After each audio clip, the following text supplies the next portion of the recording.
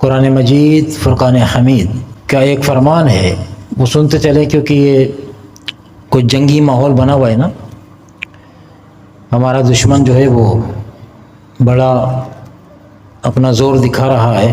تو دشمن اسلام جو ہے اس کے پاس پاور ہو سکتا ہے، لیکن اس کے پاس جتنا بھی پاور ہوگا وہ مادی ہوگا، اسلحے کے زور پہ، ٹیکنالوجی کے زور کے اوپر، یہ سب اس کے پاس ہو سکتا ہے۔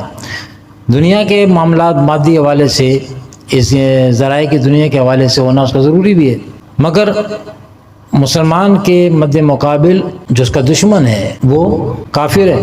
کافر کے پاس وسائل بہت ہو سکتے ہیں، وہ بڑے سے بڑے اسلحہ لے کر، بڑے سے بڑے جہاز لے کے، بڑے سے بڑے ٹینک لے کر، جدید ترین اسلحے سے لیس ہو کے وہ آ سکتا ہے، لیکن اس کے پاس ایک طاقت نہیں ہے، صرف مسلمان کے پاس ہے، اور وہ طاقت ایمان کی طاقت ہے، وہ طاقت لا الہ الا اللہ کی طاقت ہے، اس سے وہ خالی ہے۔ یہی وجہ ہے کہ اتنے زیادہ پاکستان سے کئی گنا طاقت رکھنے کے باوجود ایئر فورس کے اندر، بحریہ کے اندر اور بری فوج میں پاکستان سے کئی گنا آگے ہے انڈیا۔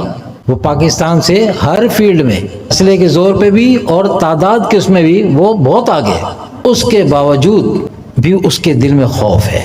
انڈیا کا ایک سکھ آفیسر تھا، وہ ریٹائرڈ ہوا، ریٹائر ہونے کے بعد، یہ کافی پہلے کی بات ہے، ریٹائر ہونے کے بعد اس نے ایک بات لکھی اور اس نے سارا موازنہ پیش کیا انڈیا اور پاکستان کا، کہ پورے سال کا جو بجٹ ہوتا ہے نا دفاعی حوالے سے، اس نے لکھا کہ پاکستان کی اور انڈیا کی بری فوج کتنی ہے؟ بولا 2 گنا اس کی زیادہ ہے، بولا 2 گنا اس کی زیادہ ہے۔ بحری فوج کتنی ہے؟ وہ بھی 2-3 گنا وہ بھی زیادہ ہے، پاکستان کی 2-3 گنا کم ہے۔ فضائیہ وہ بھی زیادہ ہے، اسلحہ وہ بھی 1 گنا نہیں کئی گنا زیادہ ہے، ڈبل تبل ہے، ہر چیز ڈبل تبل ہے۔ اس نے پورا ایک میزان جب اس کا ٹوٹل کیا نا، تو پاکستان سمجھ لو کہ وہ 3/4 تھا، تو پاکستان اس کا 1/4 حصہ تھا، بن رہا تھا۔ اب اس نے سارا، یہ کس کا بندہ تھا؟ ان کی اپنی آرمی کا بندہ تھا، فوجی آفیسر تھا۔ اس نے سارا یہ میزان بنانے کے بعد اس نے آخر میں جو اپنی رائے دی نا، اپنے کمنٹس دیے اس نے، تو اس نے کہا کہ تمام تر ہمیں فوقیت ہونے کے باوجود میں نے دیکھا ہے اپنی ڈیوٹی کے دوران کہ ہمارے جو فوجی ہوں، چاہے وہ بحری ہوں، بری ہوں یا فضائی ہوں، ایئر فورس کے ہوں، ان کے دلوں میں پاکستان کی طرف سے، پاکستانی افواج کی طرف سے ایک خوف بیٹھا ہوا ہے۔ تو اس نے کہا کہ میں حیران ہوں، غیر مسلم تو وہ بھی تھا نا، جو لکھ رہا ہے وہ بھی غیر مسلم، جو اپنا تجزیہ پیش کر رہا ہے نا وہ بھی غیر مسلم انہی کا تھا۔ تو اس نے کہا کہ میں حیران تھا کہ کیا وجہ ہے کہ جب ہر معاملے میں ہم 3-3 2-2 گنا پاکستان سے زیادہ ہیں، رقبہ بھی ہمارا بڑا ہے، پاکستان تو بھارت کے مقابلے میں ہمارے پاس 4 صوبے ہیں، اس کے پاس پتہ ہے کتنے صوبے ہیں؟ 52 صوبے ہیں۔ 52 اور 4 کا مقابلہ ہے کوئی؟ 52 اور 4 کا کوئی مقابلہ ہے؟ اس کے باوجود بھی اس نے کہا کہ میں نے دیکھا کہ اچھا یہ تو فورس کی بات تھی نا، یہ فورس کی بات تھی۔ ہمارے ایک عزیز آئے تھے انڈیا سے، کافی عرصہ ہو گیا، بہت کافی عرصہ پہلے، 40 تقریباً 35-40 سال ہوگا انہیں کو آ رہے ہیں۔ وہ آئے تو وہ یہاں پہ آ کے، جب ہمارے یہاں تو جہاز آتے ہیں نا، عام طور پہ جہاز، جنگی جہاز آ جائے یا کوئی ویسے ہی جہاز آ جائے تو ہمارے یہاں بچے گھروں میں نہیں گھستے، بلکہ گھروں کے بچے ہی باہر آ جاتے ہیں۔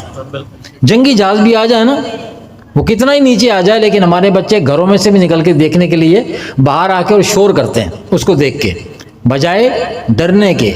تو وہ جب یہاں پر آئے نا گھومنے پاکستان، تو کہنے لگے کہ جب ان کے سامنے جہاز آیا انہوں نے دیکھا بچے نکل کے باہر چلے گئے، تو انہوں نے کہا کہ یہ کیا معاملہ ہے، نہیں کیا ہوا؟ کہنے لگے ہمارے یہاں جہاز آتے ہیں نا تو ہمارے بچے اگر باہر کھیل رہے ہوں تو گھروں میں گھس جاتے ہیں، یہاں میں دیکھ رہا ہوں کہ یہاں جنگی جہاز آئے یا مسافر والا جہاز آئے، یہاں بچے گھروں کے اندر ہوتے ہیں تو باہر نکل آتے ہیں۔ بولے ڈرتے نہیں ہیں؟ ڈرنا کس بات کا ہے، اپنے ملک کا تو جہاز ہے، وہی تو باہر کا بھی ہے تو پھر باہر نکل جاتے ہیں۔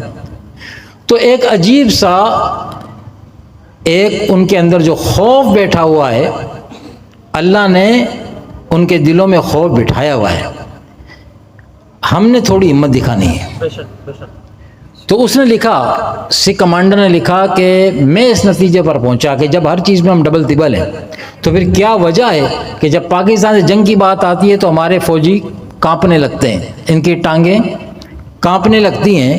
تو وجہ کیا ہے؟ تو کہا میں نے جب غور و فکر سے کام لیا تو میں نے سوچا تو میں اس نتیجے پر پہنچا کہ سوائے اس بات کے اور کوئی وجہ نہیں ہے، اس وجہ کے کوئی وجہ نہیں ہے کہ مادی وسائل میں تو ہم بہت آگے ہیں، اور پھر یہ خوف پاکستان کا ہمارے جو افواج کے دلوں میں بیٹھا ہوا ہے جنگ کے نام سے، یہ صرف اور صرف مسلمانوں کے پاس جو ایمانی طاقت ہے نا، یہ اس کا ہے، یہ غیر مسلم کا اعتراف ہے، ان کی فورس کے بندے کا اعتراف ہے۔ یہاں سے تقریباً کوئی اس فقیر نے 7-8 سال پہلے پڑھا تھا۔ یہ خوف کب کم نہیں ہوا، یہ خوف اور بیٹھ گیا ہے۔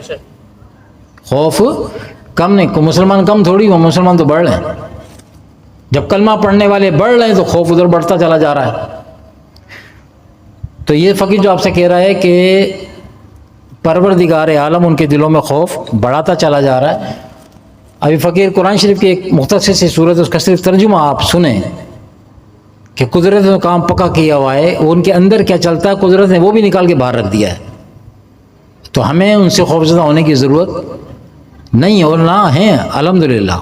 یہ سب جمع ہو کر بھی تم سے نہیں لڑ سکیں گے، مگر بستیوں کے قلعوں میں پناہ لے کر یا دیواروں کی اوٹ سے۔